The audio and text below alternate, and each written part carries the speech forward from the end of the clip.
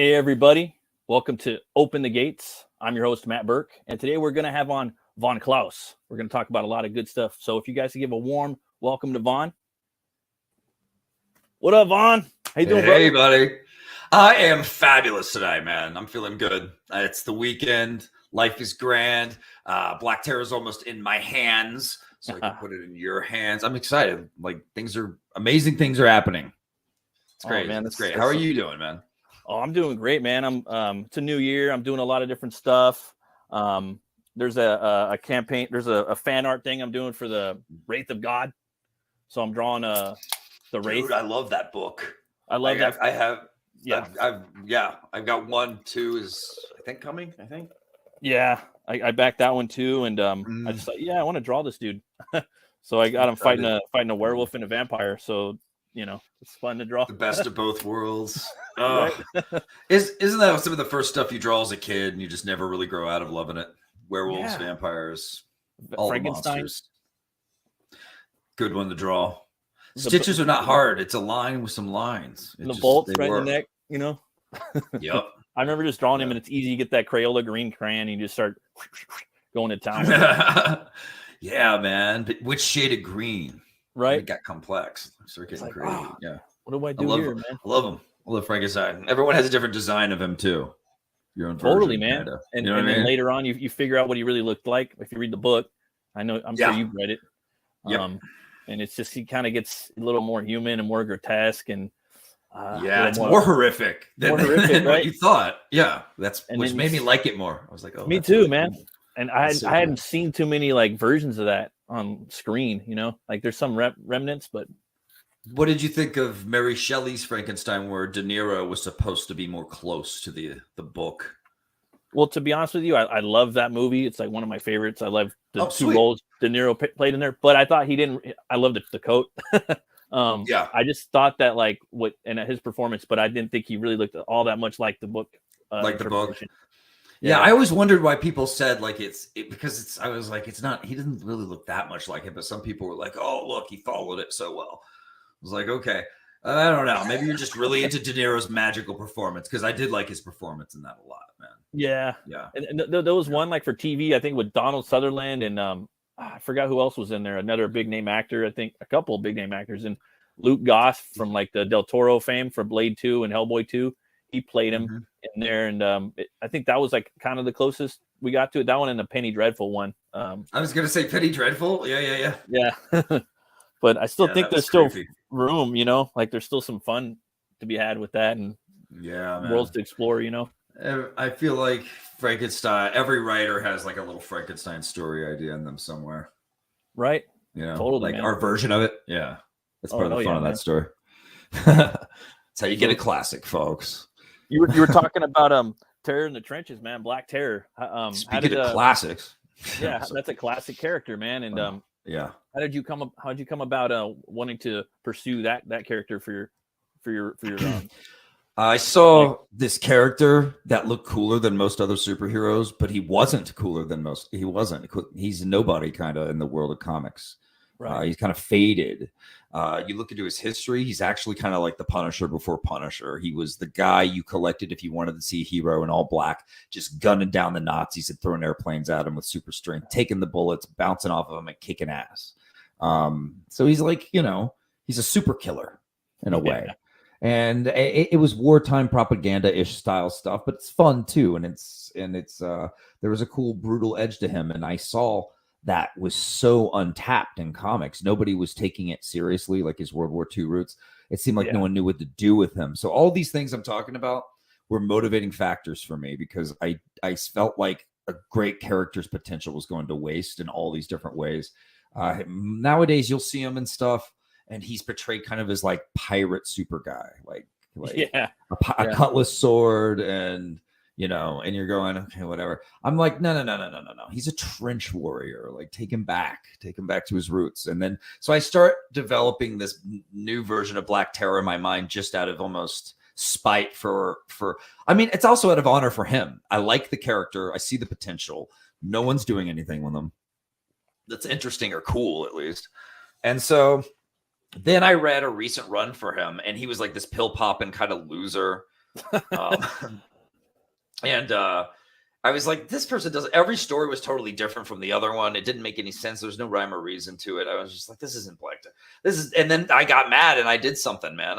Sometimes when I'm just having fun, I don't consider it work. I will end up drawing character designs. I will end up writing a script. So out of the sheer love of it and the joy of writing a Dark Avenger hero, which I've wanted to do since I first walked into a comic book store as a kid, I started just grinding out this new terror at night when I was just, like I was working a job, full-time job then. And I'd come home at night and I'd be like, all right, let's jam.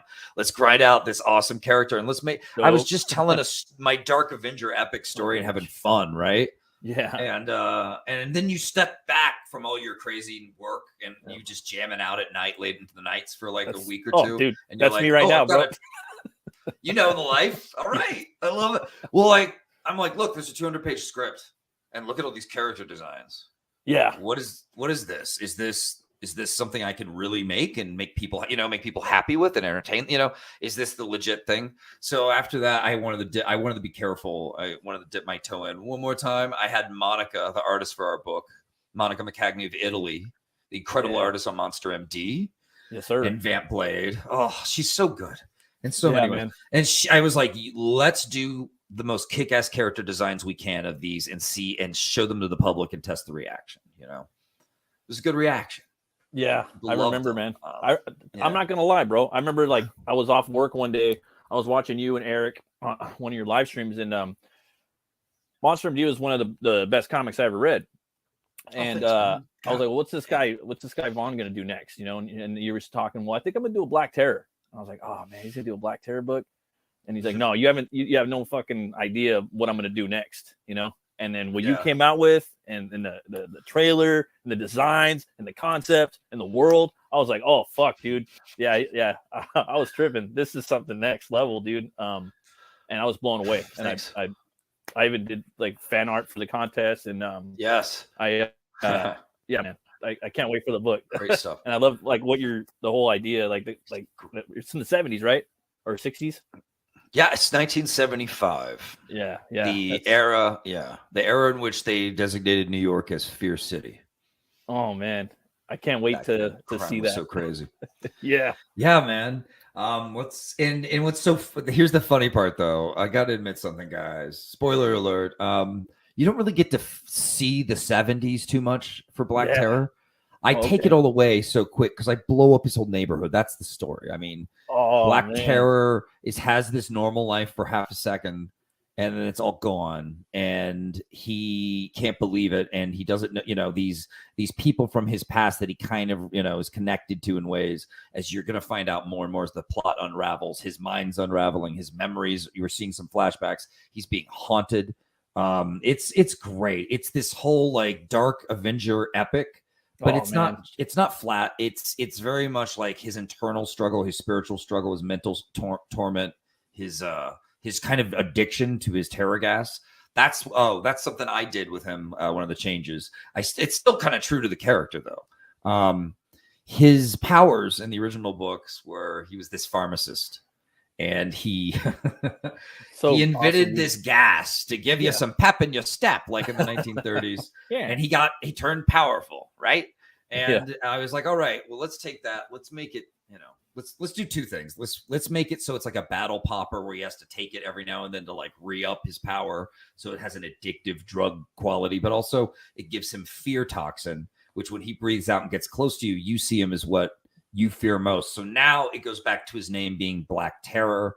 I wanted him to be a hero that strikes pure fear, the purest fear into his enemies, because he's what they fear most, The terror.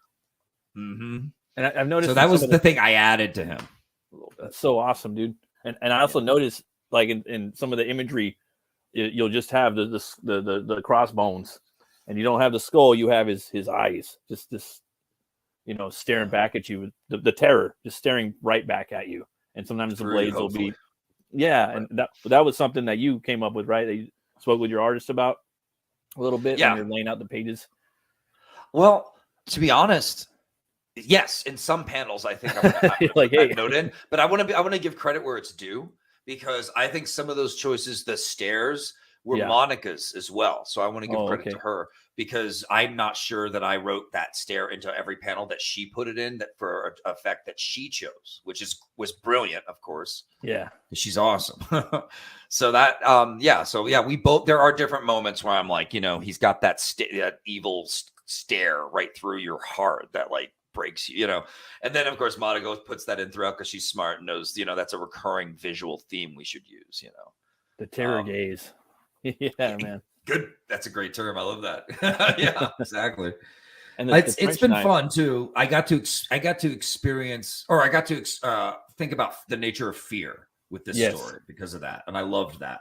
So there's a lot of different things that happen with fear, because just because he breathes on you doesn't mean you just sit there going, I am afraid. Everyone reacts differently. Right. Some people run, some people just sit there in terror and or some people are just distracted. Some people immediately try to kill him because they're like, get out. I hate you. I hate you. So yeah, it could be anything. Anyway, you were saying about the trench knives. I'm sorry. I didn't mean to. Oh, no, I'm sorry. Sometimes I'll like, you're good, man. I'll just say something. I get excited. I'm really excited. If you haven't noticed about this book, you came upon a trench knife, if I'm correct, right? I think I recall you speaking of that and the inspiration for that, in which you've incorporated that into the story. Can you talk about that a little bit?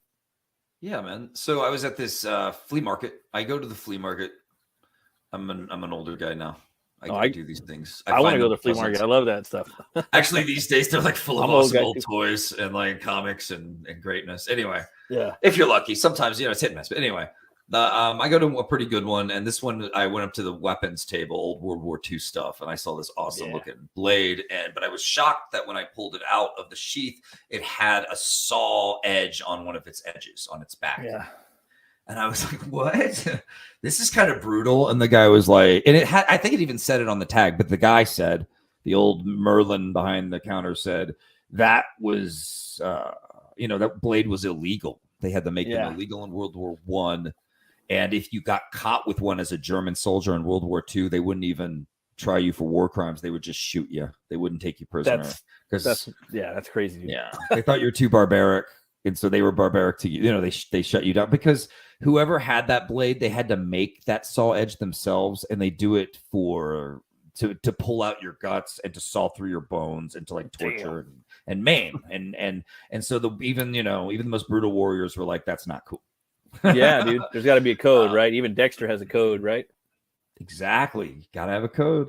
So the bad guys, I thought that was such a great image. First of all, it's got, it's a horrific item. So it's like a good bad guy weapon, but more it's like symbolic of how these bad guys kind of see the world. Like, bend to our edge of order, or else deal with our edge of horrible saw teeth, like edge of fear, edge of domination, edge of destruction, like it inspired the bad guys for this. It's their go-to blade. Yeah. So yeah, that was how that happened, man. It's one of those things where history and flea market shit comes together to make you like go, oh yeah, you can make something really cool out of this. If you just it's pretty epic. Like, you just looked at it, it's almost like the poof of smoke and inspiration, and just and all these things are syncing up, and just like simpatico, and with your story, it worked. Yeah, that's what I love, the connections. That's what good writing can become like, is you connect everything, because that blade is also now kind of a perversion of Black Terror's chosen weapon, the trench knives. So the good guy weapon now, they have their version of the good guy weapon, and of course it's the evil. It works great visually. And it shows you how that's part of it, goes back to Black Terror's struggle, right? He's the sane good guy in this, but sometimes, man, he blacks out. He does a bunch of terror gas. He goes kind of into berserker rage, if you will. All right. So that's the other side of him. So the visual of a saw edge on a blade and then a normal edge, it's like it goes back to our, Black Terror. Is he our sane, at least sane, well, semi-sane, like hero, or is he going to kill us all, basically? That's awesome, man. I seen the bike too, man, and I love the bike. I remember from the promotion art. Like, I ain't gonna lie, like I took notes, like what you did with this campaign. I was like, this is some next level shit. Like, oh, thanks. Again, man. You're a pro. Me, I'm a greenhorn, but I'm looking at what you did. I I studied everything that you did for it, and I'm like, this is awesome. The bike you released in the promo art, and now it's there. Are we gonna get more of the bike in the book, sir? Chapter 3 of this book. So volume 3, the third book opens with the bike, and you get the bike scene. Oh man, and it's badass. It was so fun to finally write like my motorcycle, scene. Yeah. What am I going to do with how's Terra going to handle it? How does his bike have some special gas that helps it go vroom vroom faster? Like he does. Things like that. Like it was so much fun, dude. Like the TerraCycle too. Like how could you not have something called the TerraCycle in this situation? Yeah, it's so metal, dude. Like in so many ways. I got to put Skull and Crossbones on everything, and it made me so happy in this campaign. Oh yeah, and yeah, I can't wait for it, man. I can't wait to get the shirt. It's glow in the dark. Hell yeah, Corey. It's just gonna be fucking rad, dude. Glow in the dark shirts, everybody. I remember discovering you from watching Billy Tucci, and he was doing his crowdfunding comics show back in the day. This is back in the day now. It's been like years now, and damn, you had Monster MD at the time, and I was just like, dude, this book looks fucking rad. Like it's just different styles. You got a little bit of anime, a little bit of like Bruce Timm in the artwork style, and it was just popping. Just the concepts, the compositions, just on the cover alone. I had not read the book yet, but I just was like, wow, man, this is something really cool, and I can't wait to get this book and read it. And I read it, fucking loved it. A lot of people know who you are. I know who you are, but maybe you could talk a little bit about yourself and like how you got into comics and kind of tell people who you are a little bit. Sure, man. I was born in Texas, but I was mostly raised in like kind of a nowhere of a field of Oklahoma for a while, next to a bunch of tarantula snakes and stuff. Grew up in this like cool, hip, designery house that my parents built like away from the world. And like my mom gave me this early on appreciation of like all things like creepy, macabre horror. And of course, I'm lucky to have grown up in the era of the 80s. So I was bathed in like great music, pop culture, and 80s horror. And nice. It tempered me from an early age on, sneaking watches at movies I wasn't allowed to watch. American Wolf in London. Me too. Because and you, of course, and that's not a coincidence either. Because what happened? Michael Jackson's Thriller made us want to see more of that cool stuff. Oh, yeah. So you want to see the same team who made Michael Jackson look awesome. It was a phenomenon back then, and it was an amazing thing to be a part of. And Elvira, another like awesome Mistress of the Dark icon. Love the movie. And then Freddy Krueger's born in that era. Yes, you've got Jason doing awesome stuff. You've got best. I mean, it's just all this horror is amazing. And Pinhead shows up, and you're just going, "Oh my god!" All these icons just showed up. Better than the 70s. The Carpenter's The Thing is still being the best more movie than ever today. Yeah, it's like everyone's favorite movie now. It's amazing, and I would, it was a great time, and it really influenced me to love stories and art. What I think hit me for comics was Ninja Turtles, the original. Indie run where Eastman and Laird just put out a book of turtles murdering Shredder in issue 1. I was so brutal, addicted. Dude.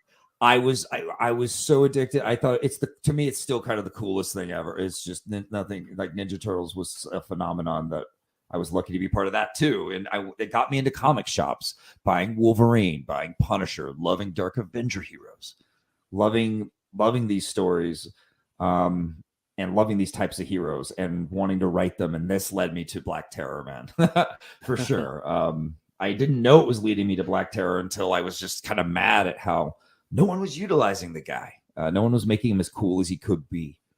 So yeah, it's been a long road to get to that, to be my Dark Avenger epic, but man, I think Black Terror deserves it. And if anything, he helped my ideas be cooler and more interesting with his character, his original traits.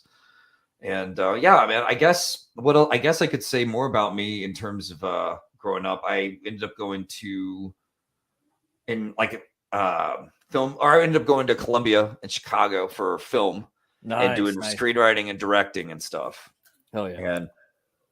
And It was all right, you know. I learned a lot. There were a lot of cool people and stuff. But since I'm 8 though, because of Ninja Turtles, I'm always drawing comics. I'm always writing and making comics. So yeah. So even when I tried to get away from comics, I was always coming back to it. And just if times were hard, I could make comics. I could have control over that and make awesome stuff, you know. And so yeah, that's. I mean, I've always loved it. Now that I can actually make a living out of it, or at least I'm trying to, I'm kind of excited for the future, man. I mean, because to me, comics are where it's at, you know, it's always been my mistress. It's always been what I loved. So yeah, to have people and have you like be such an awesome fan. Thank you for that, man. And responding like this to my work, it's just, it keeps me going. Thank you. Oh, for sure, bro. I appreciate it. I mean, most of the time you're writing, you're doing this awesome concept art. But also you might be doing some illustrating some books coming up, right? I think I remember hearing something about that. I have this weird attitude lately. Like, I'm not going to stop making beautiful Black Terror books until we're done with our awesome trilogy, right? But at the same time, I'm in this weird mood. Like, I want to make grunge rock or garage rock comics where I draw myself. I'm not like a total pro, but I can kind of draw and have fun and make something creepy and gothy and awesome. So I am kind of, I have been kind of scratching out on my own little book behind the scenes to put out one day.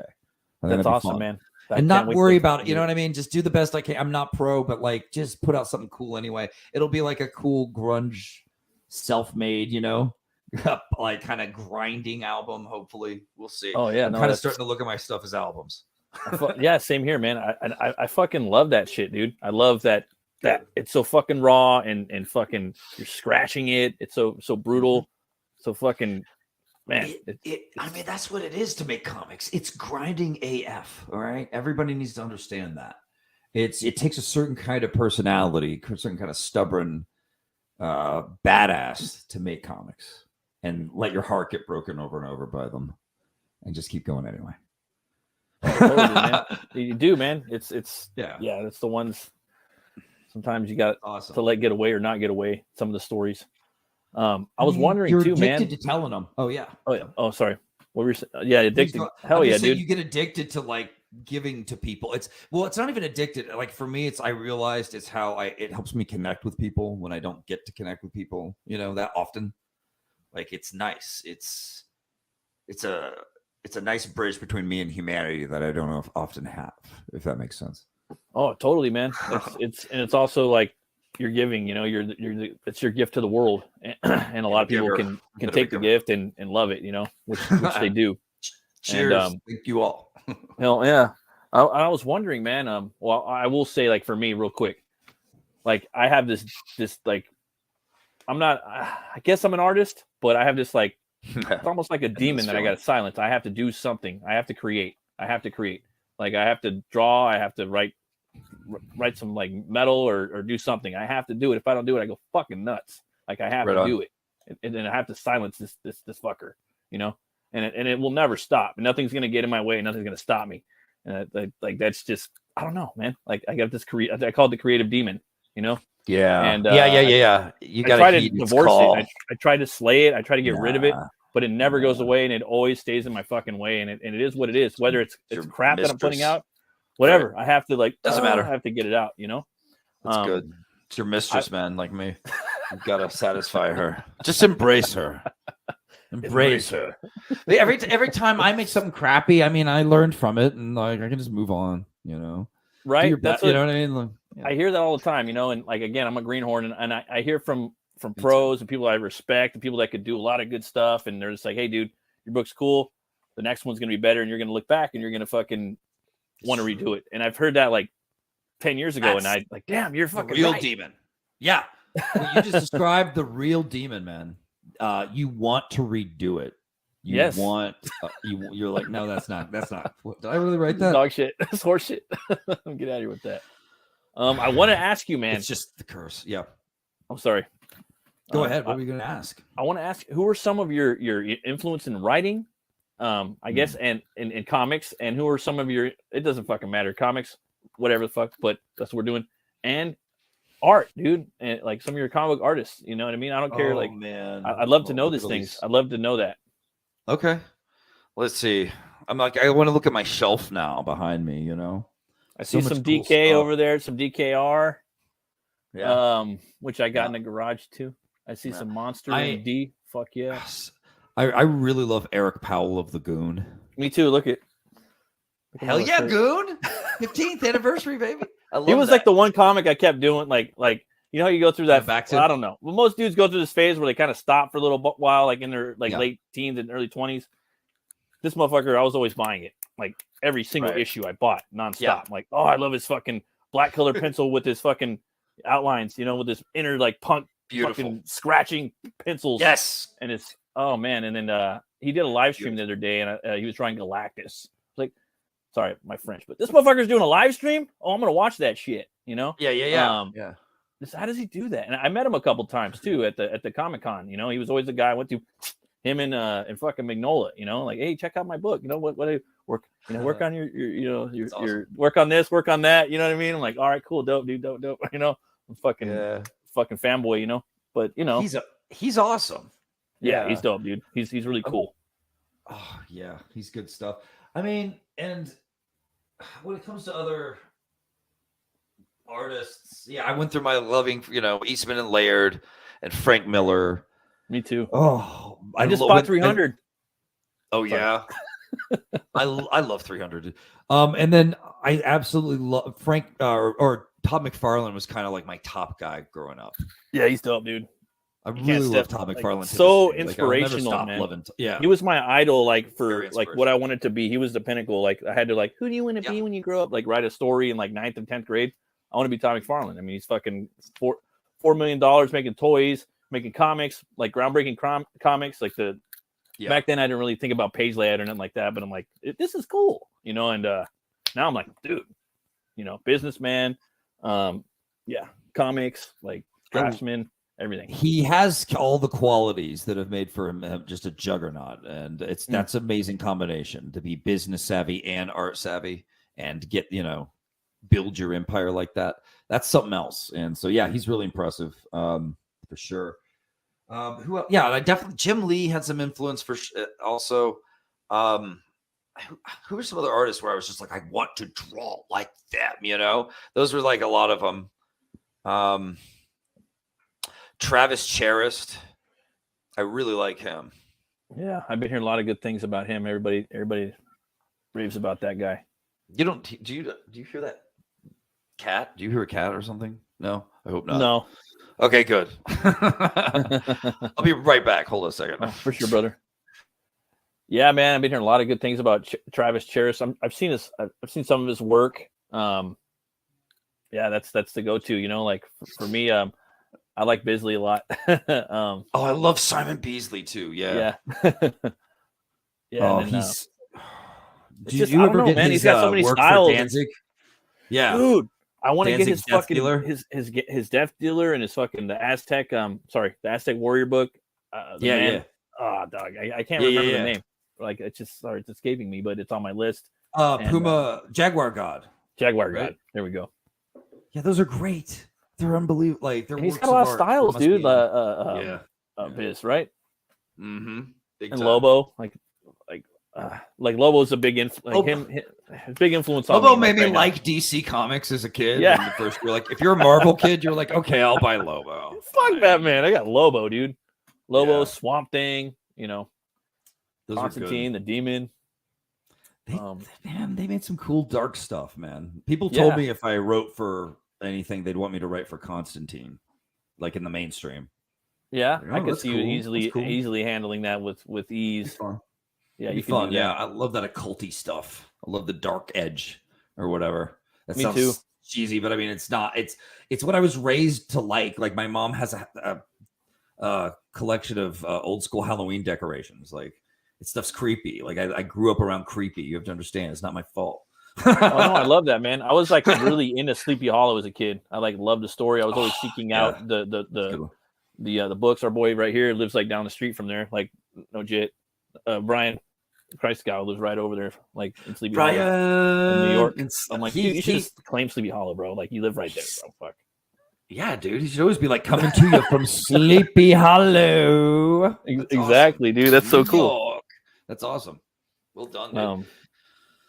That's cool, man. Like the the influences are dope, man. I was looking at the campaign again. I was wondering, is it cool if I share your IGG Terror, your tit campaign, Terror in the Trenches? Please share some tit with everyone. Pass it around. Enjoy it. Yeah. One moment. Let me do that right now.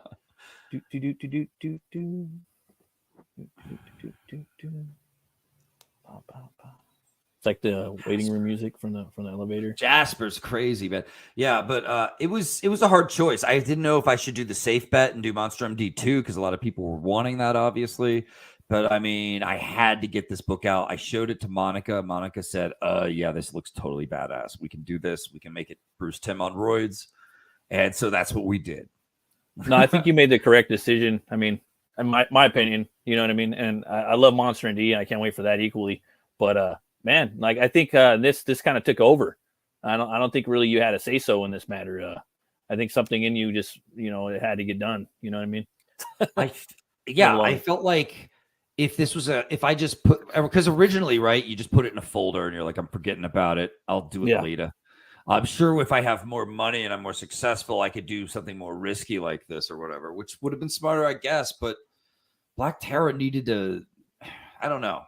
I feel like he needed some more love. He was demanding that I do this almost like he wanted to get this story out as much as I did, I guess. Oh, so man. I think so. And he's getting it, every blood soaked drench of it. And then of course I got to make Lady Satan, another Golden Age character, kind of another vengeful hero throughout. And she's a crazy gun witch in this. I blended the fact that she used to use weapons and then they changed her to a witch who was mystic.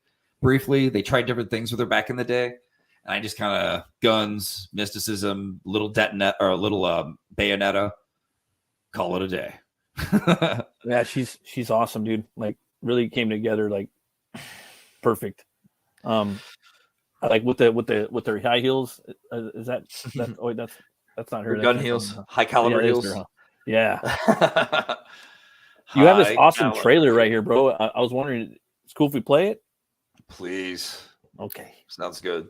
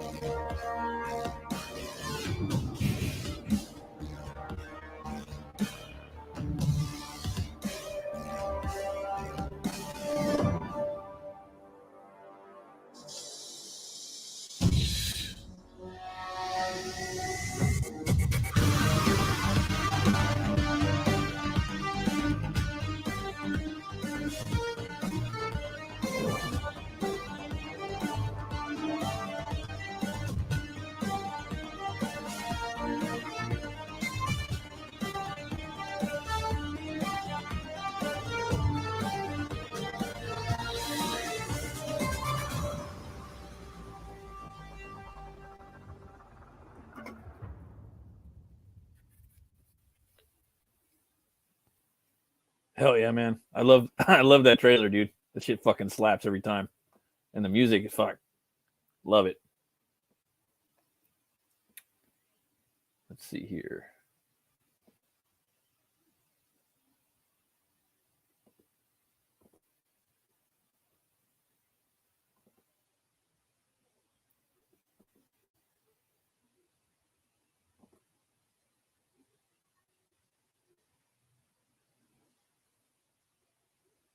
Oh, I think you might be on mute, brother. Oh shit! I'm so sorry, buddy. I had it on mute for the trailer. Oh, it's all good. I was like clicking around, like, oh, what'd I do?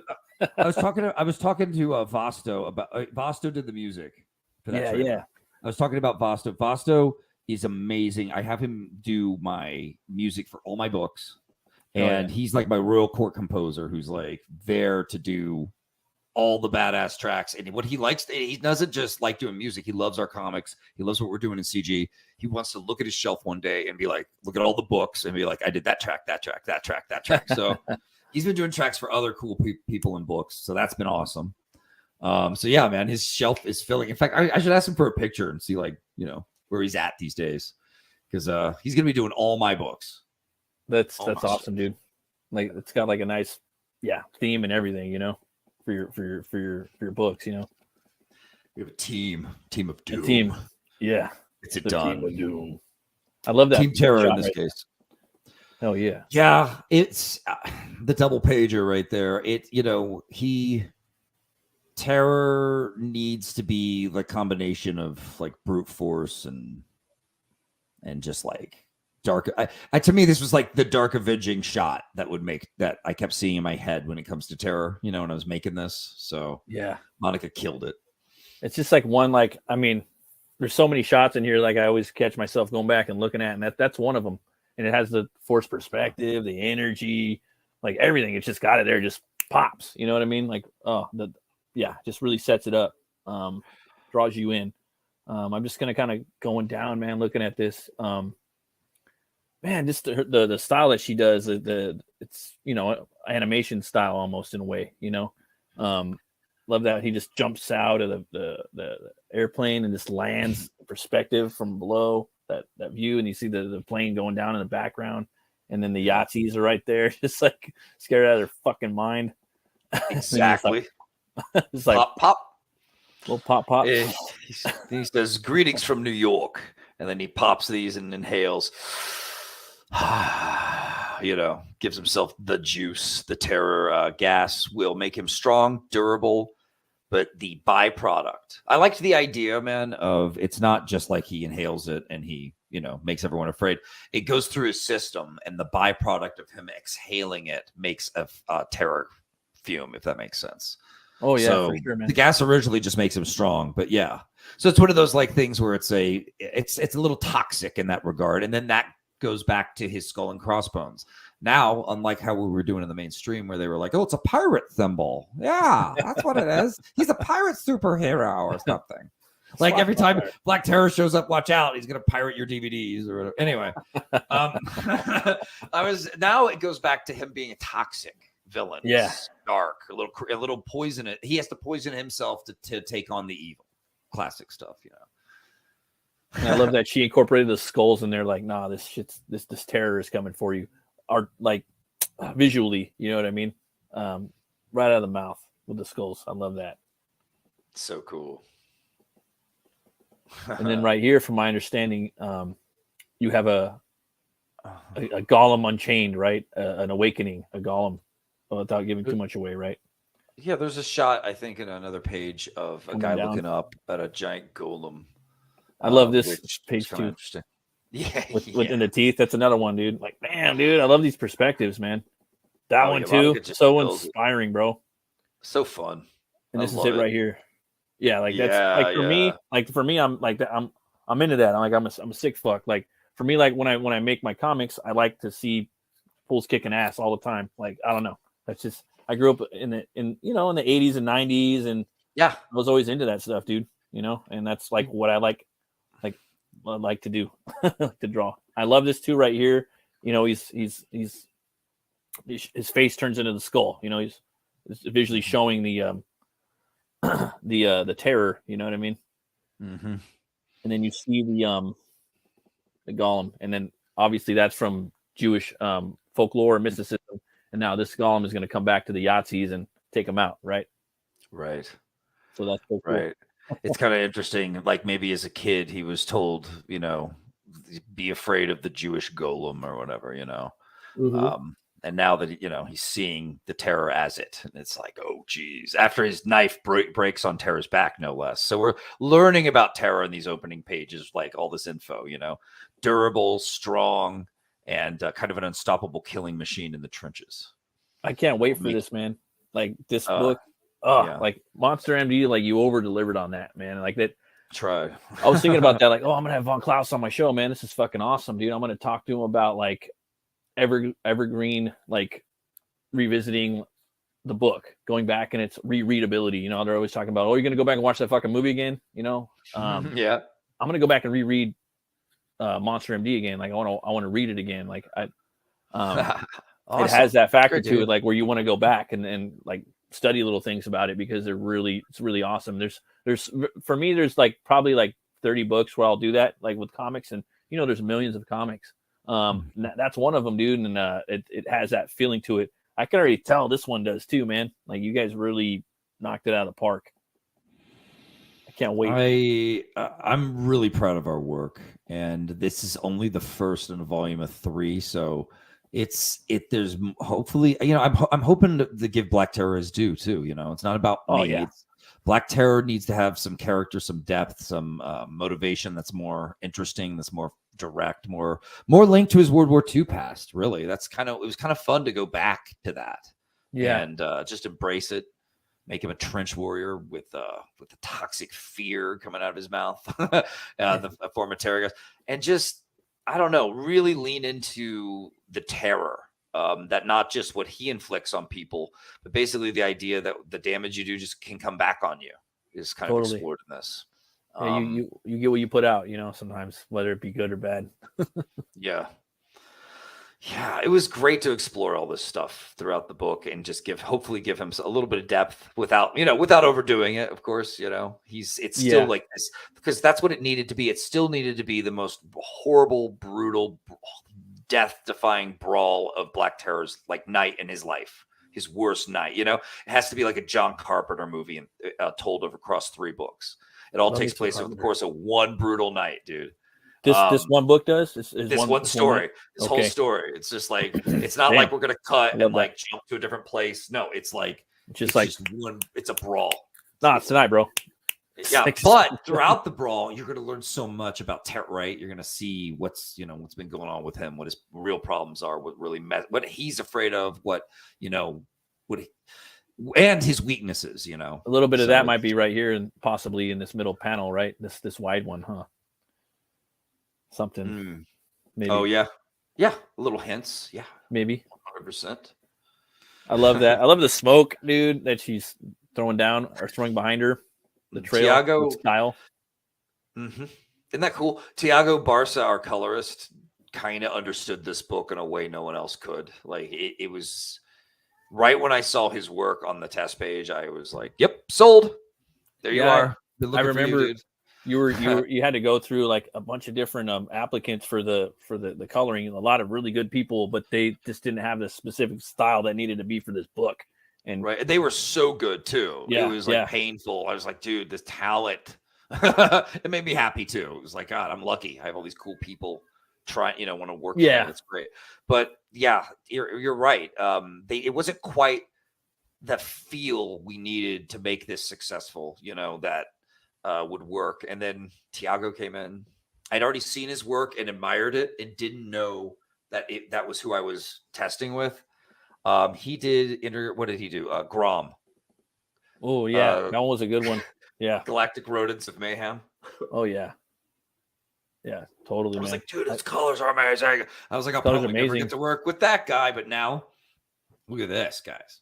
And this is, like look at that. Look at the shadow on the floor. You know what I mean? You see him coming in, you see the hand in the foreground. You have all the details of his lab and his terror inhaler chamber. Inhaler chamber. You have the daggers in there, like in the map. That's probably, I don't know where this takes place. Maybe New York, maybe Chicago, something like that. New York. But then at the same time, I mean, we're talking the colorist and the artist. It's so stylized. Then you have this Gothic cathedral ceiling at the top, which is my fucking jam. That's all like what I'm all about. Fucking love it. And it's stylized, like all of that. All the detail, like, oh man, I could go into it. I could just dissect this page for a minute, dude. I wanted Black Terror's lab to be, part mad scientist, part Dark Avenger, part Gothic, creepy. Yeah, you guys nailed it, dude. Team Terror nailed it. Team Terror nailed it. Monica understood right away. I wanted there to be the right amount of tech worked in with the Gothic stuff. Like he's doing all, it needed to have. So as you read the book, you're going to see all his. I think even the next page, if you scroll down, I could be wrong, but I think, you see more here. On the left, this is a function. It's got to be functional. It's not just about, cool Gothic, whatever. It has, this is his badass lab that he hasn't been in a while, full of all the terror gas that he's been kind of missing. Yeah. So it's like kind of generators and stuff and exhaust and all kinds of things in there. Yeah, man. It's loving it. It's something every guy can relate to, I guess. Like we'd love to have our place with our gear, our tools, totally. Still, our mechanics. But and then we've got his wife. Little memories there of Annie, who he started the pharmacy with Annie after the war, and that's what kind of brought him out of the dark, black cloak and into the white doctor's cloak. When I read about terror or read the mainstream stories on terror, I got kind of mad too because it opens with just him going, "Hi, I'm a pharmacist. I know you hate me. I make you wait for like 30 minutes while I pretend to look for your pills," and I was just like. No, that's legit, dude. That's like how it is. I mean, it is how we feel sometimes, I guess. But I was just like, no, not for terror. Like, no, he's got to be, he's a pharmacist in that he's like a caregiver for his little neighborhood in New York on Strivers Row. And so that's how I wanted it to be a positive thing instead of like, don't you just hate me? Your local pharmacist. Instead, it could be like, he could use chemicals and things to maybe heal himself in a bind or, there's more to him now. I'm not surprised. I'm like doing monster doctors and having Black Terror have that pharmacy. He has that pharmacy background because I grew up in a medical family. Okay. That kind of simpatico again, dude. It just kind of lines up. You know what I mean? Yeah. Interesting. I love how it all lines up. Yeah, everything lines up, dude. It was all supposed to be that way, preordained. I love the skulls in here. Like, it's so stylized. And I'm sure you hear that a lot from this book. Yeah, stylized. But it's also artistically stylized. Like the way, like it doesn't have to be that way, but it makes it even more fun and juicy for anybody. I think even especially like people that like to draw and do things like that, to see stuff like this, right? So like she could have just drawn the skull, but no, she went in there and did the skulls in the background. She put the tentacles, like added more in the mask. Like, so good. Like there's stuff like that for me. It's like a visual feast. You know what I mean? Like there's more. It's more juicy. It's more to look at. It's like a nice piece of filet mignon wrapped in bacon. You know what I mean? Rather than just a porterhouse. You know what I mean? Which I love my porterhouse for. Of course. But I mean, we serve you we want you to remember this meal. You know what I mean? Hell yeah. Forever. Come back for another feast. Exactly. This right here's a gun witch we were talking earlier. Gun witch. Lady Satan, right? Yep. Lady Satan. Her husband murdered in front of her by Nazis, firebombed during the war. Ever since then, she took her mysticism to a dark place. She became the mystic, gone ballistic, and started killing Nazis by learning the ways of the gun witch. Basically, she's a floating arsenal, with gun heels. So she's a good time. And she's got a bit of a mouth. Oh, really? Huh? Oh, yeah. Oh. She's a little mouthy. She's got a mouth on her. That sounds like fun, man. Like I would watch a movie of that. You know what I mean? Like I think that'd be cool. Want to write stories about her only, just some side stuff. Like cool. A lot of people, like I'll throw it out there. I don't give a fuck. But there's, I like the underworld movies. I like the fucking Resident Evil movies. You know what I mean? You got these badass like chicks in there that are doing cool stuff, and it's horror. You know what I mean? You could rip them apart with a microscope and just kind of pluck away all the shit, but they're fun. Yeah. And you could do, but it's something you could build on and make better. And I could see something like that. I would love to read stories or make stories of her adventures in like the macabre world, or like this kind of supernatural, Yeah. Mixed with, of course, the very real world where she's blazing guns and kicking ass. So yeah, that'd be so cool. I love that. It's real fun. She kind of comes in to do Black Terror a little favor here and help them out and own these guys. Totally. And look at those like perspectives, man. Oh my god, it's so fluid too. It's so when you're drawing, Vaughn, you know how it is when you're penciling, like it's the shit. And sometimes you come in and you ink it and you might theoretically destroy the drawing, or it's okay. You know what I mean? Right. Yeah. But it's like with her art, it's just like boom, boom, boom. Like she's just like, it's almost like it's just so fluid, like all pencils, but not pencils. I don't know. You know what I'm talking. I do, man, because there's a flow to her lines that's like beautiful animation in a lot of ways. It's just so sleek and clean. Yeah, that's part of the Monica style, you know. That's part of what makes it all right here. So cool. Yeah, no, you're cool, man. This is what started it all. This is these character designs, and you can get them as the Terra print set, the Terra files, as we're calling them. And on the back of each one, dude, on the back, I have all the cool, creepy, like secret data that agents have been gathering on them and stuff. You love doing this shit, huh? I think you're gonna love this. I do. You loved making this stuff right here, huh? Like from the get, like in the beginning, like doing all these cool character. Like, oh, dude, it's so cool. Like from the beginning, like when you were creating the story, like we were talking about this earlier in the show. It's the joy of getting to create around a character. I was able to make up all these new villains to kind of support the story in cool ways. Yeah. So I invented all of these to kind of be his nemesises. And it was just pure joy, man. It seemed almost like they came together too easily. Like I knew exactly what each one needed to, you know. Like, and it's like you're not even doing it. You're like take control of the wheel type shit. Or it was totally. It was like writing it. When people say it, the story wrote itself. That's what they mean. Like the characters, you hear them, you see them really easily, you know. And then of course Monica translated them to this badassery. Which you can. I love this, man. I think this is like a perfect way to do. Like, man, like if you ever want to do like character designs for a movie or a comic or a cartoon or a fucking video game, I think this is the way you do it. Like, it's so beautiful in the way they're laid out in different perspectives, and they're showing like what ifs and different pinches, you know, just on one thing. Like, oh, we're in this and we're in the shit right now, and oh, this is happy, and this is like it just, but different angles, and it's so awesome, dude. Yeah, Monica killed it. I've had a couple people ask me like how we did it, or they basically told me we intend to make our character designs like this. Yeah. No, I mean it's like, it's perfect, dude. And I love the Coffinstein. Like side note, like the way the name, it's Coffin, but it's a Coffinstein. Like it's so cool, dude. The way you set it up, he's so evil and perfect, maniacally for the book, you know. Classic bad guy. But I think when you get to know him, you're gonna really like him. He's gonna be interesting, hopefully. I'm have sure some cool traits that you like. Yeah. In fact, I'm not going to spoil too much by telling you this, but when you first see him like in our story, he immediately tells you something pretty personal about himself. That's kind of, hopefully people will think is kind of cool. Oh, okay.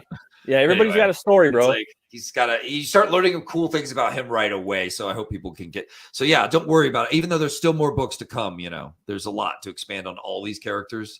By the time he's going to start fighting one of these big bads before the end of this one, and then it's going to lead into the brutality that is the second book, which we're already working on, and Monica is absolutely killing it. Dude, I mean, I want to show off these pages, but I can't. You know what I mean? I want to sit on your hands. Like, I love this the sawback, right? The big zombie Yahtzee dude. Yep. So badass, dude. Thanks. I think I pinpointed it too. Like another thing I like about her art or love about her art is it reminds me of some of the Street Fighter like anime art. Do you know what I'm talking about? I do.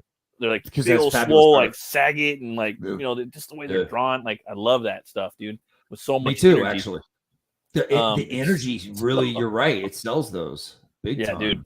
I love it. I love. I told Monica the energy had to be 11 on these. I did. And she understood. And sometimes I didn't have to make that many edits, but sometimes I'd be like, I would tell her like, I would like a pose with this, you know what I mean? To show this, to show this. Because I wanted us to get to know these characters in a cool way. You have to, man. Have him looking through the window with the little, the doctor's looking through the green window with the little hand up against it of someone dying, you know, and he's just kind of observing like little things like that. Like I gave her those little notes and then she killed it. I think she added some things herself too, like maybe the head on the hook. That's cool, man. Like that's so awesome. Like side quest again. I do that a lot. We do it on Brian's show. Can't wait to get your book when you're fucking scratching, bro. When you're doing your stuff. My own thing. The one we're not going to talk about, but the one we're kind of talking about. Like, I can't wait to see that too. that's going to be fucking badass.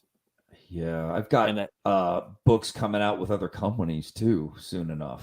So look out for them, man. So I can't wait for that too, man. There's a 22-page Ash Canny specially book coming that I guess that's all I'll say. But yeah, you'll see it again, and we'll talk about that a little bit if you want. Oh God, I'd love to. Hell yeah, that would be awesome. Oh, TerraCycle.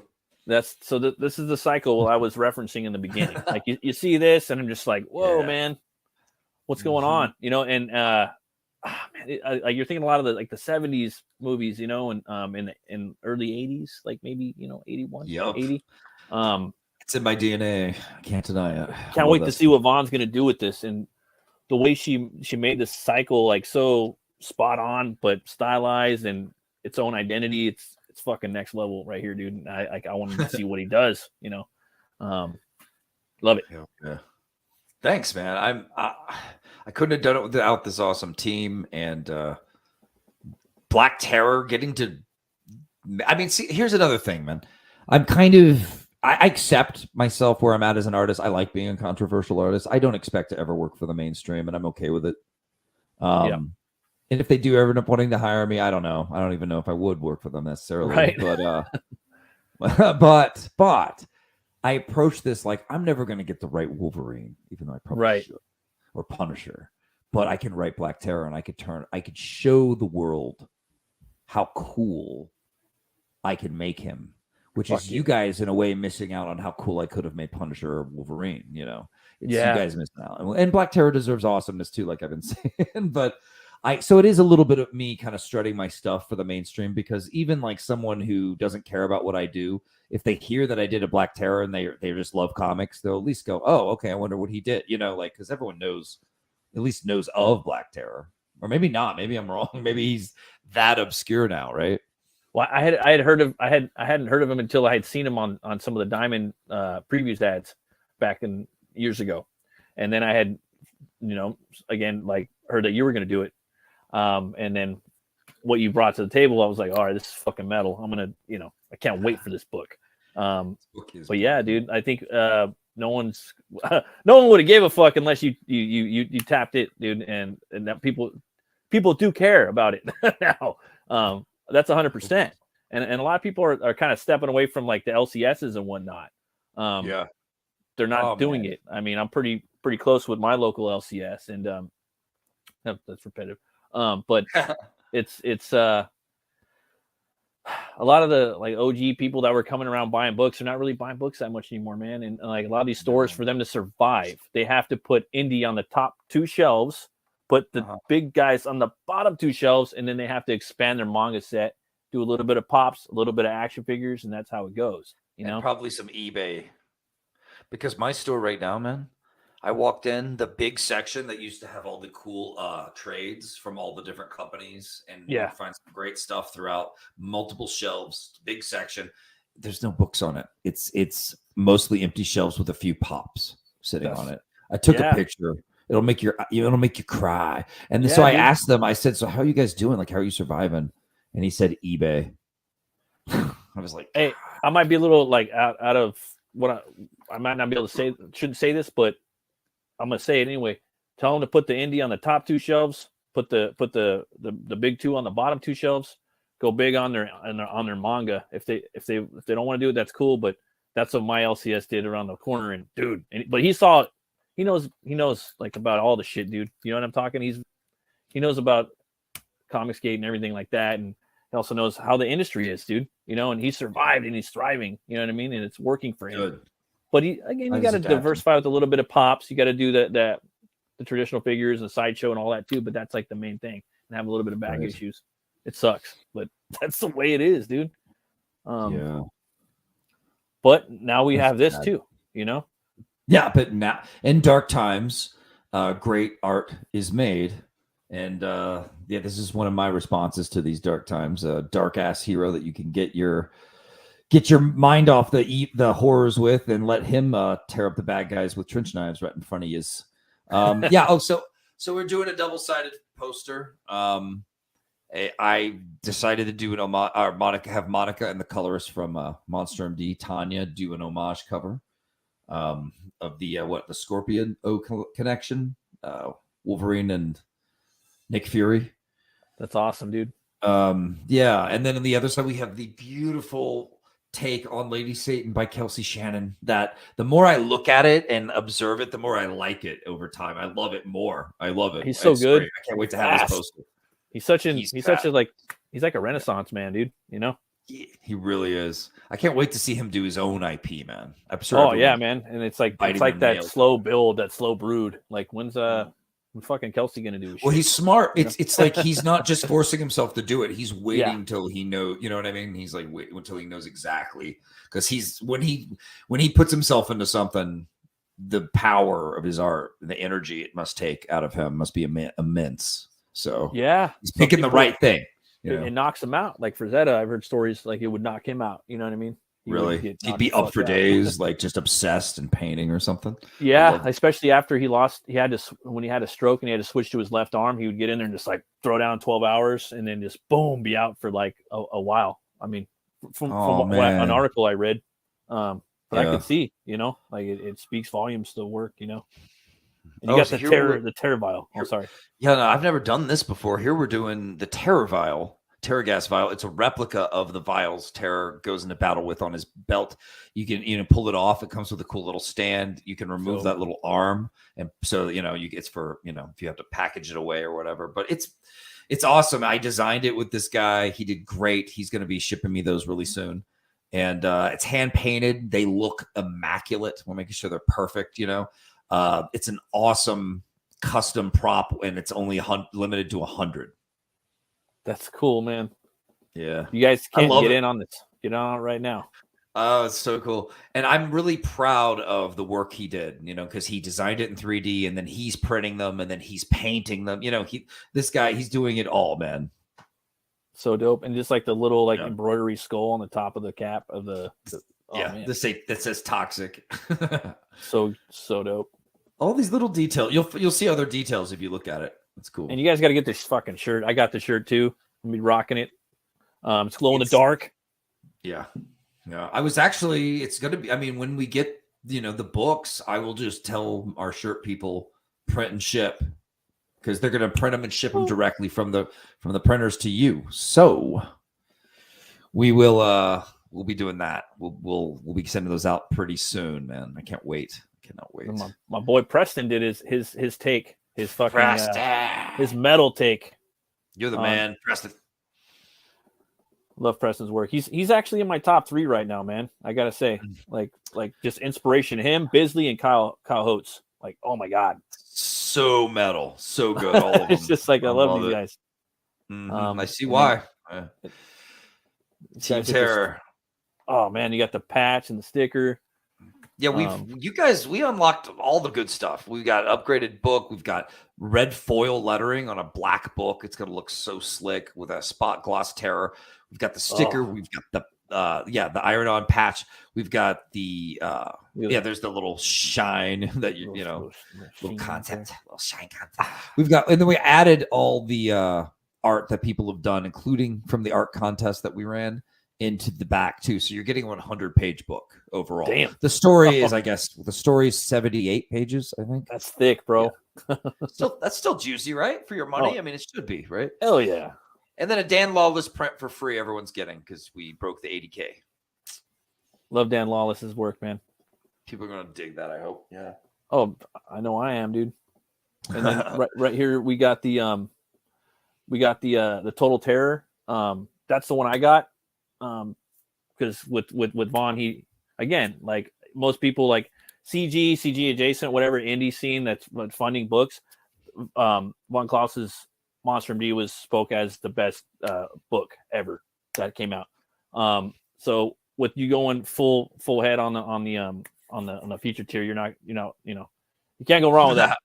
That's you really can't. The price is pretty good for all the stuff you get, I think. Yeah, it's a steal. You get everything for 85. We're taking from Vaughn right there with that one. Or if you want to get, if you guys, you want to just get the book, that's cool. 25 bones, get a thick juicy. You guys just want a t-shirt, you want to fucking rock in the pit, get that one. Yeah, in the dark, they'll see you. You'll see the green coming. Toxic, right in there. You get mowed down.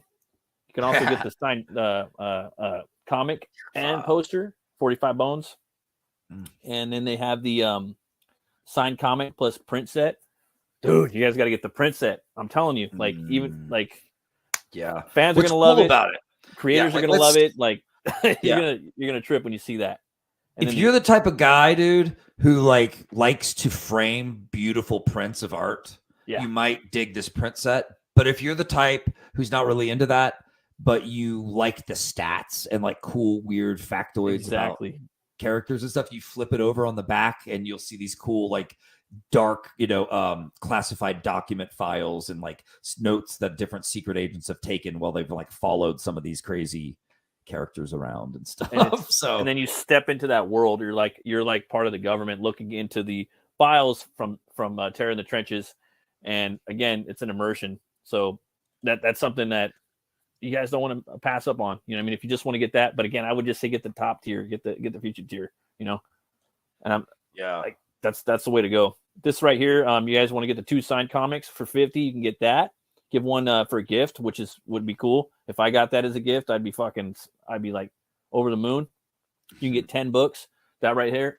This is an opportunity for people that are watching, in the network and the community. They could tell their LCS to check this out, back it. They got 10 books. They can spread the love, and they can check out, some stuff that's on the ground right now, and it's going to be moving up. And then, obviously Preston's stuff got taken pretty quick. I remember that. That one got smoked up quick. It's gone. Pretty quick. Yeah, the painting was up for a little while, but the sketch got. Yeah. But yeah, man, I'm so proud of this team and all the awesomeness that we've gotten to make here. It's what I love doing, and I'm really happy people support me. Thank you, and thanks to everyone else out there for supporting, because without you, I can't do this. There's no way. No chance. Hell yeah, man. Let's show. I am kind of showing the world, like, I could take a character that's already existing and do things no one else can, exactly, or bring out the coolness that you didn't see. So that's been really fun to do for this project. That was part of what was appealing about it to me. For other people, they saw it as a weakness, but I saw it as a strength, and I get why they saw it as a weakness. I totally understand their point of view too. Like, why don't you make up your own character and then milk the IP? Like, you should do that. You should. I took a risk. No, you did. And for me, like I said, like, why is Vaughn gonna fucking do Black Terror, dude? He could do anything, bro. His shit's right. But you did it, and you fucking proved me wrong. You know what I mean? I loved it, and like, fucking, this is awesome, dude. I can't wait to see that. And I ain't gonna lie, I always fucking loved pulps. That's what that's what, like, my grandpa was into. The Phantom, the Shadow. Like, that's what I was bred on. My grandpa was a pulp villain almost in real life. But yeah, dude, like, that's awesome. I can't wait to read it. And right now we're looking at your website, riseagain.com. If you guys want to come over here, you can get Monster MD. You can also get it's only after we finish shipping Terra, I'm going to do the full opening of our store where people can start buying books. So you'll be able to buy. Yeah, it's a preview of the store. It's not the buttons aren't functioning yet. Our store is not fully open. I want to, once we get the books to all our Terror to all of our backers and they get to enjoy it, then I'm going to open my store and start selling Monster MD and Terrors. Hell yeah, man! We'll be you guys right here. We're showing you a little preview, a little behind the scenes, basically, of what's coming down. So this is Monster MD. All right, you guys got to check this book out too. I'm not seeing your screen with Monster MD. I'm not sure if it's okay. Just on my end, or maybe it's happening for yours. Might just be. I'm still on the campaign. Oh, okay. Let's see here. I think I know what it is. Terror. Try it again. Sorry, guys. It was cool when I was writing this because I started to. When I was writing Black Terror, I did think a lot about the Shadow. I thought about the Phantom. I had a new understanding of how cool they were when I was done with this. Oh, there we go. Sorry about that. No worries. I'm still learning the ropes. Thanks for coming on the show, Vaughn. I appreciate it, brother. Oh man, it's always a good time chatting with you. Thank you for having me. Yeah, guys, check out Rising in Comics. You can read the book. I can read a little Monster MD while you're here, and check out the sketchbook that we did, the behind the scenes making of all that stuff. So right here, you got the free preview. This is what I was looking at earlier. Look at that. 1, 2, 3. Oh, well, it's loading more slow than okay. There. That's awesome. Monica was a special find for sure. You guys got to come here and check this out. So that's a little bit. I'll engineer the link, so you guys can come back after the show, and you can always watch the show, and you'll have the links to both of these, and eventually both books will be on here, and you can check them out. So if you ever want to get into Rise again, that'll be. We're doing awesome things in comics. Go to. Oh hell yeah, man! Hell yeah! I gotta ask you, Vaughn. What's your favorite movie? Ooh. What's the movie that I will always it might be Amadeus. You know that movie? Holmes. Guy from that's the guy from Mary Shelley's Frankenstein, right? Forgot his name. Tom Hulce is in it. Yeah, Tom Hulce. Tom Hulce is in Shelley's Frankenstein, I believe. Yeah, I think so, right? Right. Yeah, Tom Hulce is Wolfgang Amadeus Mozart. That movie for me was so, I don't know, something about it. That movie and there's a lot of movies that I've gotten obsessed with over the years. That's one of them. That movie's basically about a man versus God in a way, which is not something you usually see in film in a real way. You know, I'm not just talking about punching gods, you know, like in Thor and stuff. Right. Man versus God, and it was really interesting. But there's so many movies. What's another one that I could like? Terminator 2 was a favorite of mine for a long time growing up. That's a good one, dude. Yeah, that was arguably the best action movie ever made, in my humble opinion. Still holds up well. Yeah, it's just so good. So like things like that.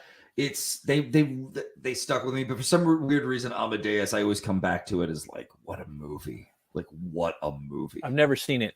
I've just seen like it. So now I'm gonna watch it.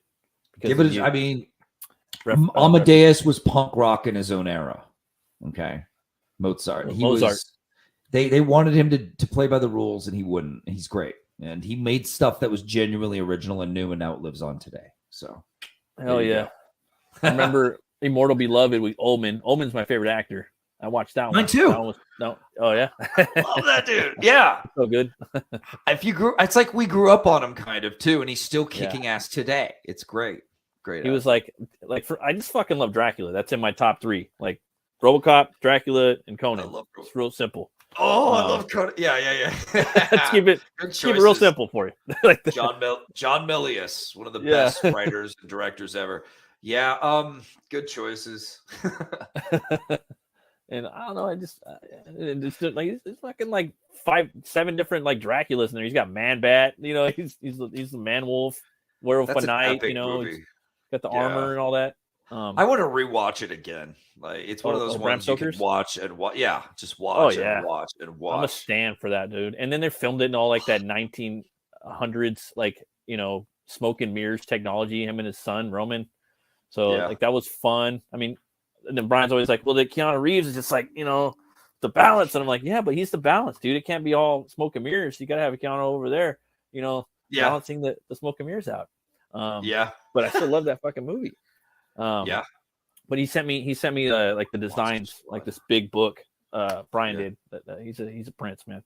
So I have that, and I have the art of the movie, and I had these big like you did for the terror campaign. I had these big movie mini posters from the 90s. I bought it.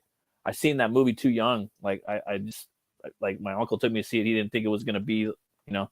But I seen it in 4th grade, and it just fucking, I don't know. I thought it was awesome, dude. It stuck with me.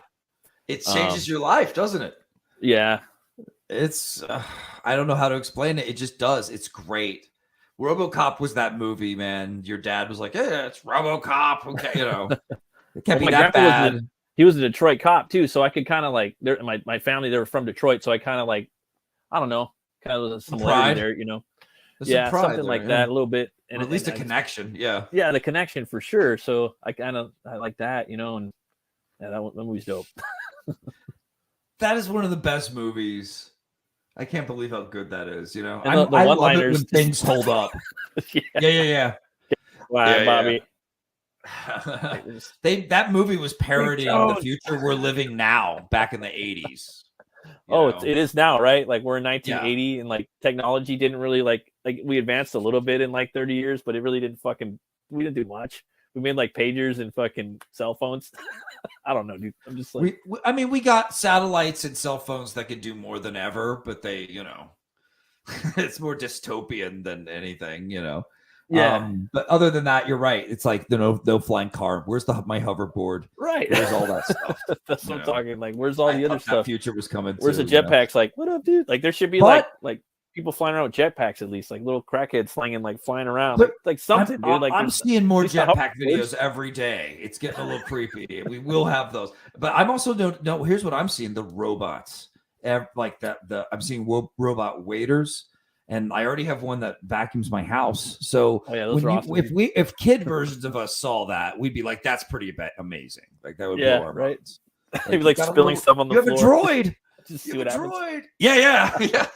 Oh, dude. Like, so we are living in some cool things. It's just not it's never what you expect, is it? Yeah. No. Yeah, I was expecting like Back to the Future too, and like a lot of people were, right? Oh, power laces should be a thing by now. This is ridiculous. I mean, a lot of people were doing the whole like Velcro for a minute. What's your favorite metal band, bro? Give a shit. You got a favorite metal band? Typo Negative. Okay. Peter Steele. Okay.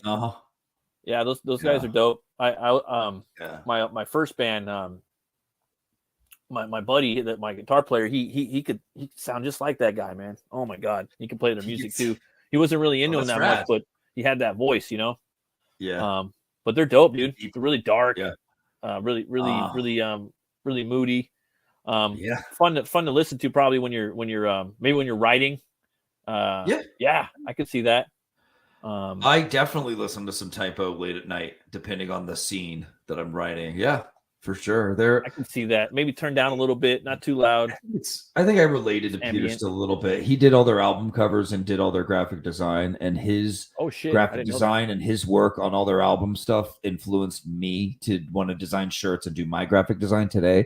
So like that was more than just a band I liked. Like they were a pretty big influence on my art too, you know. That's awesome, man. Like I'm really big on, I don't know, like I really think it's cool when like comic creators can like if they do music and they do music, if they do clothing and stuff like that, I think it's fucking awesome, you know. So if they're putting stuff out, you're kind of rocking them, their stuff, you're supporting it, you know, and it's just cool to see that.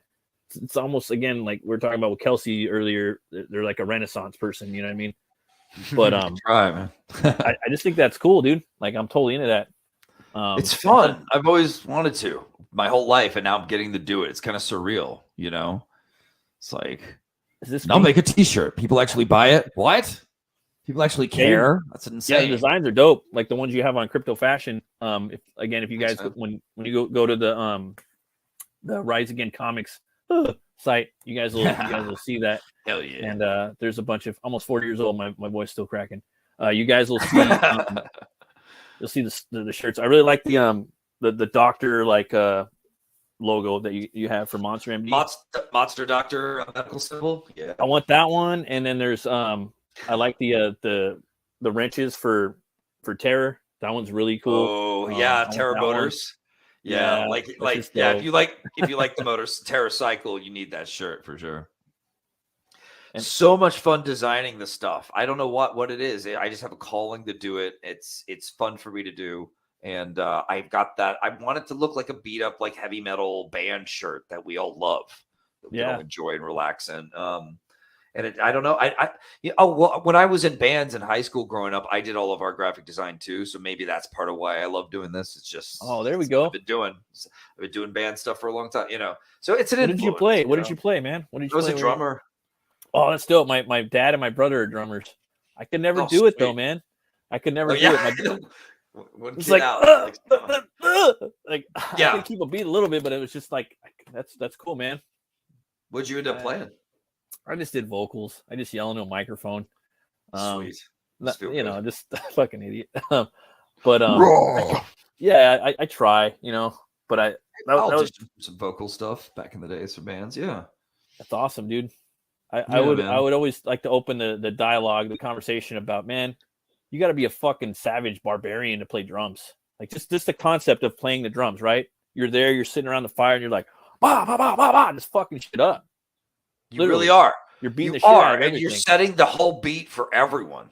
Yeah, and you do have to be a badass barbarian with the right attitude. But think about it, like I mean, like, and I always talk about that with drummers, and they always have like again, like my pops and my kid brother, you know, they're drummers and they're good. You know, my dad syncorated jazz, and my drummer brother, he was getting really good. He was like doing a lot of different stuff, tech death and metal and different styles of metal, like but just to do that and the mathematics of it and just just everything about it, you know, it's fucking awesome.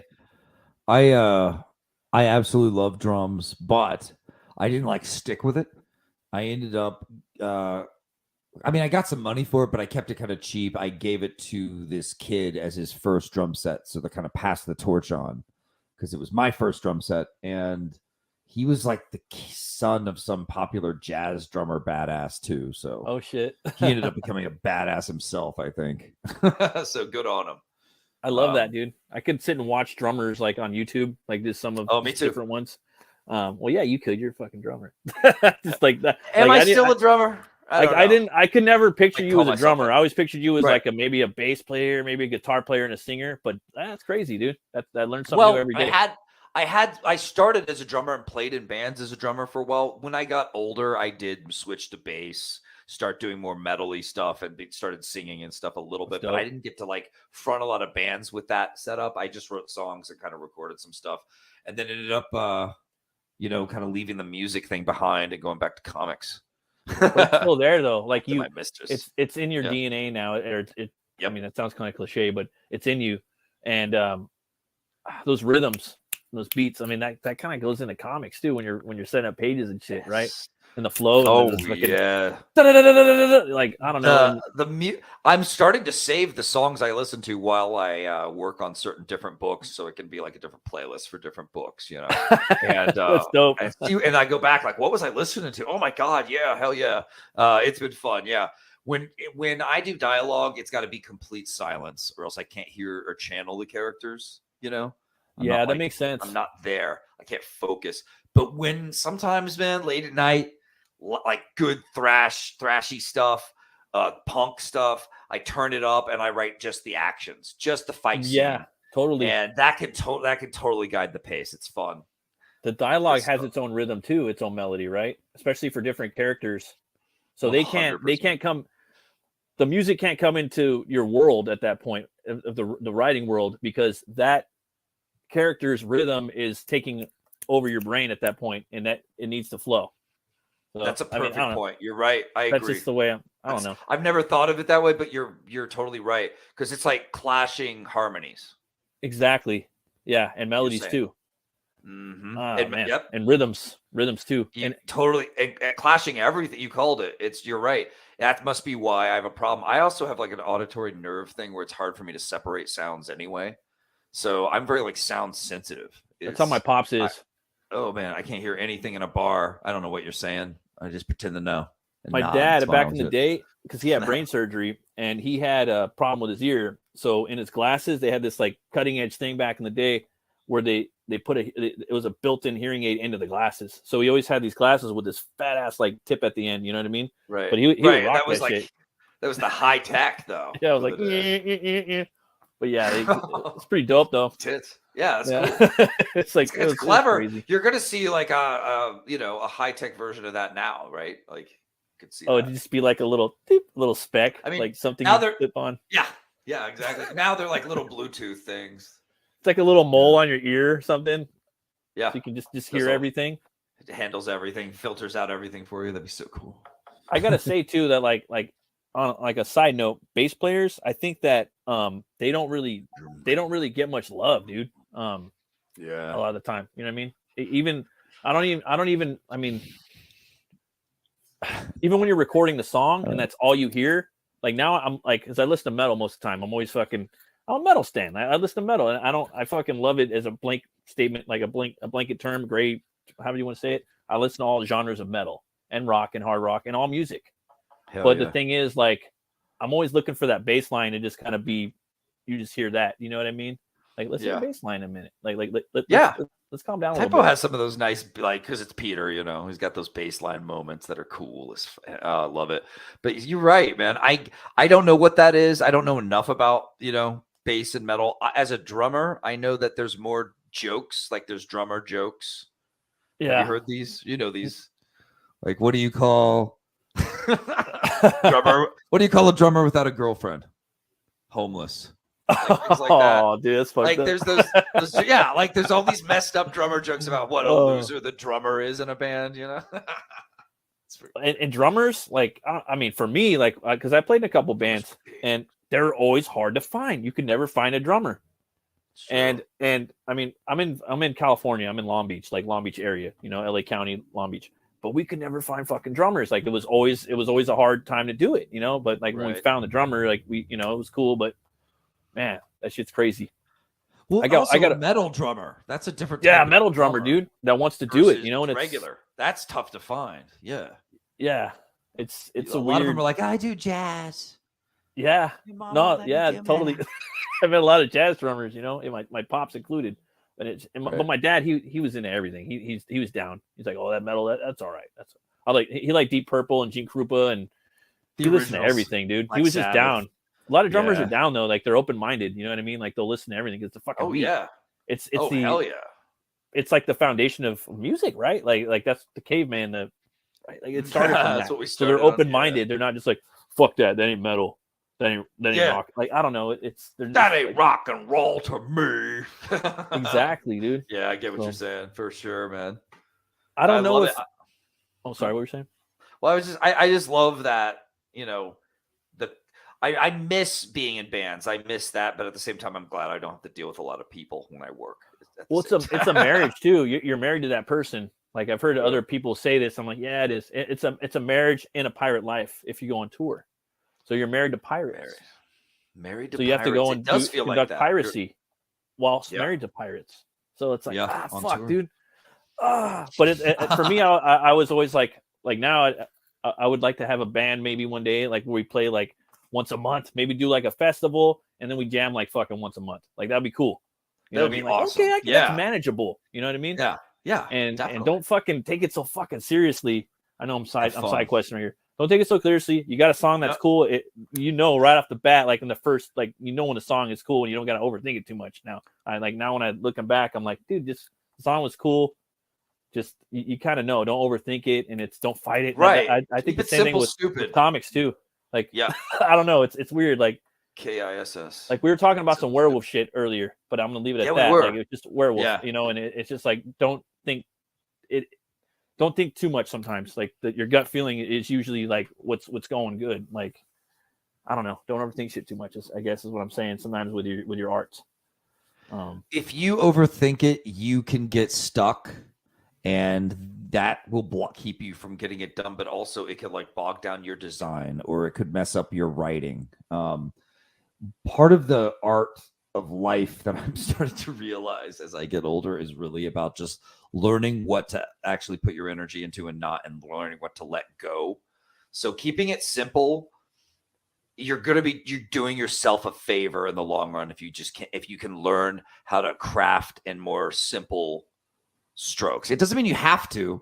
I mean, everyone expresses differently, and it's like, you know, that's beautiful and awesome, and I can't judge that. But yeah, like you're saying, one thing that can bog you down creatively is you're overthinking every stupid little thing instead of just going, this is good as is, and even if it isn't, let's move on. You know what I mean? Like I'll get back to it later. I can edit. That probably is what can give people anxiety and keep them from writing and block them. I can see that. Like just blocked up, fucking stressing, getting big ass migraines. Gotta go take a shower to shower all that fucking stress out. Hopefully break up that fucking that creative block and stress. I have great ideas in the shower for writing. Yeah, no, that's what I do. Like I heard somebody say that, and I was like, oh, that shit fucking works for me, like all the time. Yeah. For everything, for like a lyric, for a comic. I do something that's like semi-mindless, but still kind of physical outside. Like I'll play Frisbee with my dog, and he's just bringing it back, and I'm thinking and throwing and thinking and throwing. Before I know it, like I've got the scene worked out or whatever problem I might have, whatever I'm trying. You're like trying to grab it. You're like, oh shit, like it's all coming together. And you're like, oh, where's the pencil? Fuck. Hurry up, hurry up. Yeah. And then we do, we finish our session. I rush in, I write down the notes, or I could pull out my phone and just do it in a notepad real quick. Like I started doing that too this year. I used to just do everything on note, but now I do the phone thing, and it works really good. Like, it's not going to disappear really. Like, that was my fear. Yeah. Yeah. I've lost a sketchbook before. It feels like a part of your soul is lost out there forever, man. Like all my designs for this book, a comic I was working on back then, just whoosh. Yeah, that shit would fuck me up, dude. That shit would fuck me up probably for a while. You know what I mean? For a while? Oh yeah, that happened back in 2007. It is now 2023. I still think about it. Like I still wonder if I'm going to find that sketchbook in my closet somewhere. That's how much it messes you up. Yeah, dude, that sucks. It's man. Cool. It's cool, but I've heard stories. Let it go. I gotta let it go. You gotta let it go, and it's cool. Like I remember what I did in that. And I learned from it. You gotta, nowadays though, you're right. Like you just put it on your phone. You're not. And if it's notes, you can copy and paste and email it to yourself. Especially if you got a bunch of emails. That's what I do now. Good call. That's just something I do. I do both though. Works. Yeah, I do everything. I'll try to carry a pencil with me too. But I got one more question to ask you. Yes, sir. What's your favorite beer? I don't know if you drink. If you don't, that's cool. Yeah. What's your favorite drink? I like. Oh my god, what was it? I haven't had. Okay, here's the thing. I smoke a lot of weed. That's cool. Everybody does. It's like good. But I've been like backing off from beer. But I still, while I love beer, I've been just keeping away from alcohol in general. But when I lived in Chicago, damn did I drank. Damn did I enjoy some great beers. There's two I like. What is it called? There's one called True Blonde Ale that I enjoy. Okay. True Blonde. By like a ska breweries or something. Give me a True Blonde. Those were delicious. And what was the other one? It was I think it's a Dutch Blonde Ale. What are they called? It's like a green can. I got these cool cups. Carlsberg. I like Carlsberg. Okay. Carlsberg's dope. Yeah, I love Carlsberg. That's a delicious beer. They make the best malt liquor. And it's funny because I'm drinking a fucking Ghetto Mickey's right now. But the thing is, Carlsberg makes the best malt liquor. It's a fucking elephant that my father-in-law introduced me to. God bless his soul. Oh, I'm gonna try that. That sounds great. It's so good. It's like, oh, you want some real malt liquor? Yeah, get the fucking Carlsberg. Okay, I've never had Carlsberg malt liquor, man.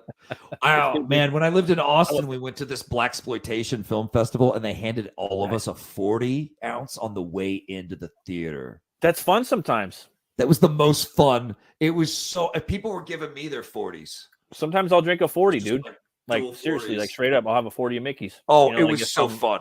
Yeah. Sometimes you want to pound a mass abundance of beer. Like you don't want to have to get up and I drink once a week. I usually do it on the show now, and I'll do it with Brian. Like I'm going to do that next. We'll do the horror movie show. That's it. But I'll play like I was playing that God of War game. Every now and then I get a 40 and boom, keep it simple. But yeah, every now and then, a nice little 40 is fun. Yeah, man. Especially during like kung fu movies with blaxploitation films. I mean, we remember the blast. Oh hell yeah, yeah. No, dude, I haven't seen too many of those, but I watched one with I forgot his name, Tanzania. You know what I'm talking about? Tanzania, I don't know. I just know Jim It's this Kelly. one where it's like it's a black dude. He's got an afro, and there's like these zombie vampires that come from Asia somewhere, and they come to like the sewers of New York, and he has to fight all these different gangs and shit. Like I don't know, it was dope. We watched it on the horror movie club, but it was. I was like, wow, this is something cool, dude. It was like Big Trouble in Little China feel a little bit. Oh, I want to find out more about this one. We'll talk about that. I'll figure out the name. Figure out the name for me. That's awesome, man. I don't know if I saw that one though. I usually see a lot of funky ass movies like that too. I try to at least. Yeah, no, me too, man. They're really cool for the creative conduit, Do you know what was a recent like fake exploitation film but I loved? Hobo with a Shotgun. Oh, I love that movie with Rutger. Rutger Hauer. Yeah. I thought you were gonna say Black Dynamite, which I'm hearing good things about. Oh, that's supposed to be good. I haven't seen it. Yeah, and it's been out for forever, but I never saw it, and it's got Yeah. Spawn in it. You know what I mean? So it's like, gotta check it out. You know what I mean? You know it's gonna be good. Yeah. Yeah, you know it's gonna be good. It's just always been there. Like there's so many movies that I have to watch. And Brian It's and you, true. like you guys are fucking like horror doctors. You know what I mean? I'm like a greenhorn again. Another thing with the horror movies. So I haven't seen a lot of these movies. Like you came on and we did I think it was Shock. It was Shockwaves. Shockwaves. Yeah, and I had never seen that. And him and a lot of other people tell me about these movies, and I'm like, oh, I'm gonna go watch them. Like, nah, dude, chill out. Don't watch it. Wait for the show. That way it can be a raw emotion, and we can talk about the movie more because you're gonna forget it, you know. So now I'm like holding back on all these, and I don't care. I'm honest. There's a lot of stuff, you know, like I haven't seen. Yeah. You know, You're getting to catch some awesome stuff here, and you grew up in our era, so you get why it's good too, which is awesome. So yeah, man, thanks for I'm glad you. Look, I get a rush out of showing people new cool stories. That's part of why I write them. But I also just love recommending cool, like what you need is this. It's fun. Yeah, that's dope, dude. Oh yeah, Yeah. Share the wealth. Share the great stories, baby. Share everything, man. Right? Share Terror in the Trenches, everybody, with your friends. Let them know. We're kicking ass. We're bringing high tea back to comics. Hell yeah, man. Well, thanks again for coming on, Vaughn. I really appreciate it, man. I'd love to have you on again anytime you want. I know you got a lot of good stuff coming out, so if you want to come back to fucking open the gates, you're always welcome. I will definitely hit you up, man. I'd love to. Oh yeah, hell yeah. Thanks for having me. And everybody watching, please go check out Terror in the Trenches. It's on IGG right now. It's eventually going to be up on his website, so you guys can check that at riseagaincomics.com. I'll have that set up in the description too. And thanks again, everybody, for coming. I really appreciate it. Remember to just be good to everybody. Keep on creating. That's Help it each other out. And have we're each gonna other's go backs. Yeah. And if you guys want to check out the Horror Movie Club, me and Brian are doing that right now on his channel. We're going to be talking about Bad Mood, and yeah. Actually, would it be all right with you if I did a quick shout out for a recent campaign that went up? Hell yeah, go for it, brother. Cool, bud. So new book went up. It's the collected volume 1 Forsaken Gods, and it collects the first 2 books into 100 pages. And it's kind of badass. To me, it's like a high quality book, art and story wise, that could deserve a little more love. And so, yeah, that's why I'm giving it a shout out. So, Guys, check it out for sure. Check out Forsaken Gods on Indiegogo, everybody, and always remember, be bold, be brave, and roll the bones to know your role. You guys have an awesome Saturday night. Bye bye.